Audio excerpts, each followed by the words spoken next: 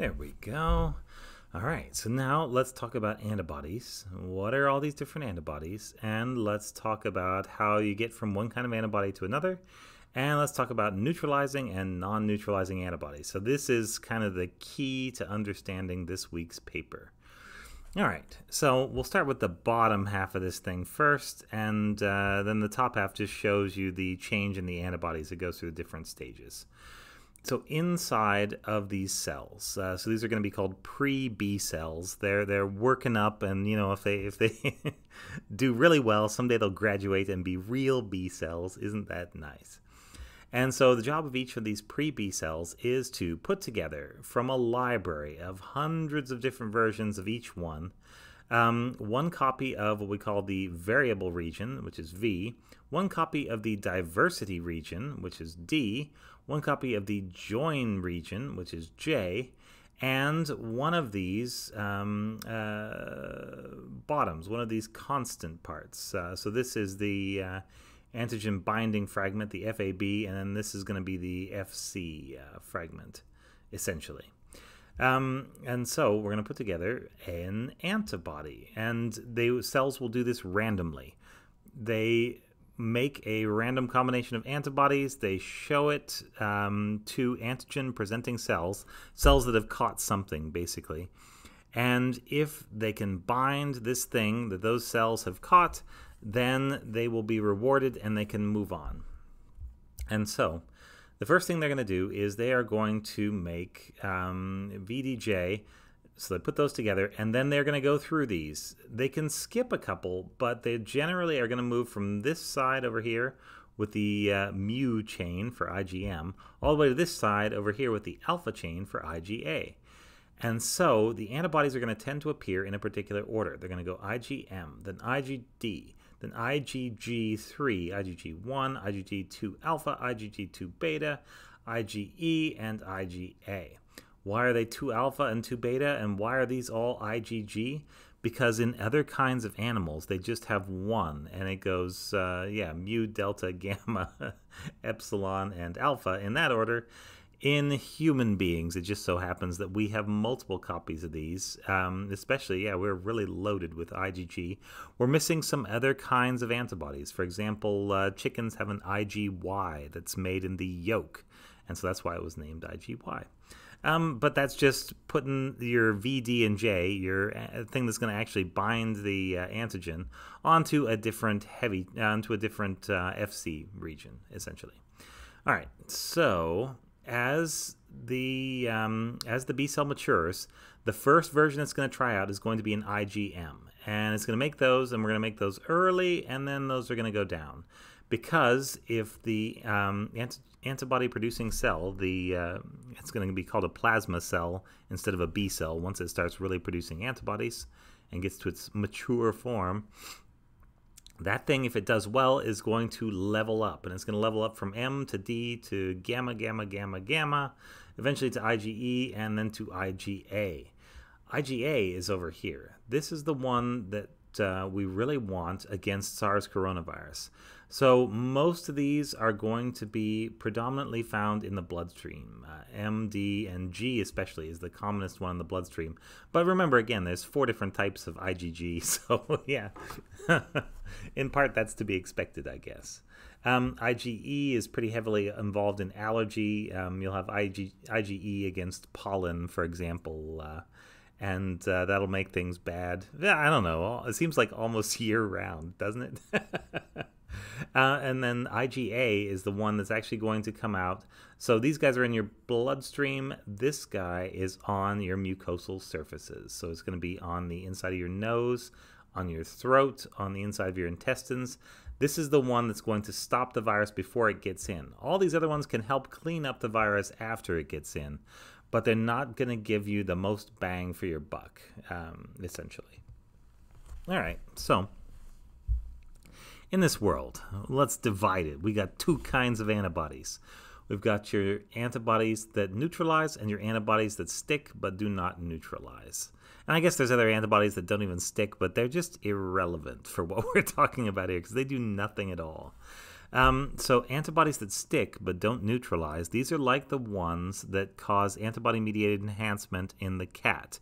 They don't always cause antibody-mediated enhancement. This is a sometimes with particular viruses sort of thing that is thankfully rarer than it could be. So we don't have to completely worry about it, but it's something to think about. So you got your receptor binding domain up here. So this is part of the spike. This is that little bit of the spike that folds up and folds back down. And so that's our little white thing at the top. Here in green, you can see angiotensin converting enzyme number 2. This is the receptor on a cell. So imagine the cell is over here. This is the receptor sticking off of it. Imagine the spike protein is over here. Here's the little part that's sticking up. And bam, this is a spike that's made a hit on there. So that we're simplifying the system to be able to show you the exact way that these interact. Now, your paper is going to be about this antibody called CR3022. And CR3022 is an antibody that is not neutralizing for SARS coronavirus 2, but is neutralizing for SARS coronavirus 1. Isn't that neat? It was actually made against SARS coronavirus 1, happens to bind to pretty much the same site, only a couple of changes in that site. And it's close enough that, yeah, the antibody still binds, but it doesn't bind quite as well to SARS coronavirus 2. And so as you can see here, it's close. It doesn't quite block ACE2 binding to the receptor binding domain. This is the same molecule. We've just rotated it around by 180 degrees. So we've turned that green thing around to here. Yeah, you can see it's a near miss. So this is an antibody that would not be neutralizing, and if we had an antibody that landed right at this site, it probably would be neutralizing, almost certainly. So shown down at the bottom are 3 antibodies that do neutralize, and they're shown where they bind. And so here's ADR, and you can see it binds right on that part of the receptor binding domain. This is the same orientation as this, so you can see it's binding right where ACE2 wanted to. Same thing for F26G19 antibody, same thing for M396 antibody. They're all binding in such a way that there's no way you could have both them and an ACE2. And these two, the pink one and the whatever that is, cyan one, turquoise one, these guys pretty much overlap on top of each other, and so this is the binding. These little parts you can see here are just FABs. This is the antigen binding fragment, like the tip top of the antibody after you cut it with a protease. Because that makes the structure so much easier to solve. Oh my gosh, so much easier. So yeah, 3 neutralizing, 1 non-neutralizing. Do you see the difference? The one binds, and it may slow things down a little bit, but it's not actually going to block that cell from getting infected. Whereas these 3 others are definitely going to block the cell from getting infected, because if you've got an antibody on there, you can't stick the spike to ACE2, and you just won't get entry. And so that's what a neutralizing antibody is. It's just something that blocks entry of the virus. So here, I made a little graphic to show what's going on. There are a couple ways that people do antibody neutralization tests. So one, you can use the real SARS coronavirus, and you can see whether or not it gets into cells. And yeah, that's okay, but most people don't have a level 3 containment lab and don't want to be working with something dangerous when there is a safer alternative out there, which is also way easier. So the safer alternative is a thing called a pseudo virus, or a pseudo-typed virus. So the shell is going to be something like what you would find in human immunodeficiency virus, HIV. And so that's going to supply this part, the inside, actually no, just the shell that holds everything together. It's got a bunch of proteins on the inside here that I did not show, but that's what makes it HIV-like, are these proteins that form the shell and organize it. Now, instead of the normal protein, so normally it would be a protein called GP160, or the envelope protein that sticks out. Instead of that, we're actually going to delete that from our retrovirus. So it's not going to have, our HIV is not going to have that anymore. We're just going to put in the regular old spike protein with no changes.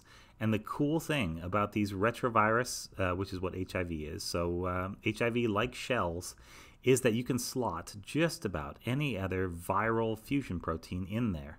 And bam, so you can put the spikes in there, and now all of a sudden you have a little HIV shell, which is non-infectious because it doesn't have its own spike, and it doesn't have its own genome. and it's got SARS spikes on the outside, SARS coronavirus 2. And so this will get into cells if SARS coronavirus 2 would have got into the cell. That is the idea. Now, in the old assay where you used live SARS coronavirus, you would have to look and see if those cells were infected.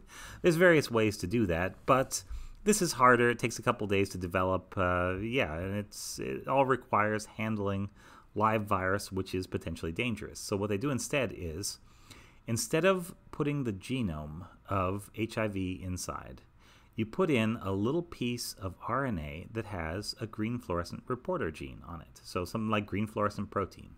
Or you can put in luciferase, which will give you a nice blue glow. Or you can put in a red fluorescent protein, or you can put in an enzyme that'll change a substance and give off a color when it's there. And so now instead of the virus-like particle, or pseudo virus, instead of this thing delivering a genome into a cell and starting up an infection, it's going to deliver a green fluorescent protein gene into a cell, and the cell, it's going to work the same way. The cell is going to start producing whatever this is delivered if it has delivered it accurately. And so, boom, you'll get a green fluorescent cell. And so you can just put this on, wait about a day, look at them, and say, oh, yeah, there. I can count exactly how many of these guys got in based on how many bright green cells there are. Okay, so how does the neutralization part of the assay work? Well, so you do this test, and this is like your control, just to prove that everything is working, and it's like, yep, green cells. Then you put in antibody, and you're going to put in actually different amounts of antibody. You're going to redo this test maybe 12 times, maybe 24 times, at different concentrations and with a couple replicates for each time point. So that's a little tough, but so be it. And you're going to add antibodies in to mix with this thing before it goes on the cells. And so the question is, can the antibodies stick to enough of this? Is there enough antibody? Does it stick well enough to whatever part it sticks to prevent this thing from going into the cells? And if you block what they call transduction, so it's not really infection because it's not really a virus, but it's the same process, and so we call this transduction, which just means carrying this gene into that cell. But yeah, if you have neutralizing antibodies, they will block this at some concentration. And so it's not a yes or no assay. It's not like, yeah, you're neutralizing, no, you're not. It is a quantitative assay. It is, okay, how much can I thin out your normal antibodies in your serum and still block the virus? And the numbers we want something like, 500 to 1,000. If you can dilute a person's antibodies 500 times to 1,000 times, that's about equivalent to what a moderate to severe COVID case would give you in terms of your immune response. So that's kind of the goal for these vaccines, is to get up to about that level. And yeah, this is how you determine the level. I think the next slide is going to show this a little bit closer up, but it's basically the same process. So here's our pseudo virus or pseudo-typed particle, which is an HIV shell inside and the SARS spike on the outside. And here's our little receptor binding domains. You notice I have two folded down and one sticking up, just like proper spikes. Here's our antibody, and so either this thing binds to the receptor, which is ACE2, angiotensin converting enzyme 2, on the cell, in which case it's going to deliver its gene inside, or an antibody blocks it so that it cannot deliver this. And you just put them into the solution together. Antibodies in with the pseudovirus, and then pseudovirus in with the cells, and see if that leads to green spots or no green spots or a different number of green spots, like fewer green spots for partial blocking.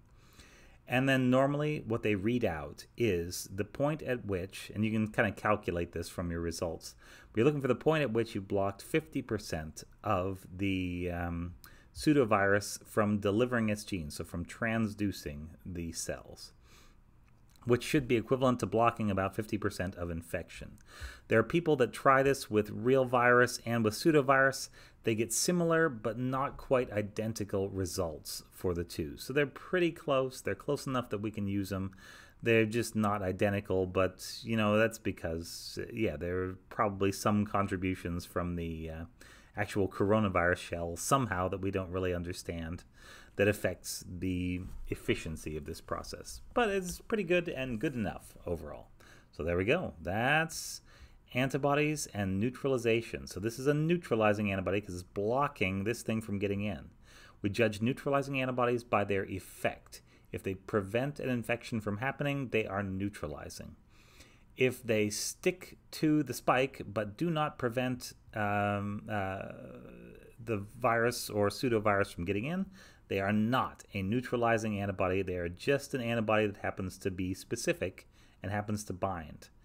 And sorting out the difference between these two is tricky, but yeah, this paper will be a nice little introduction to that, I think.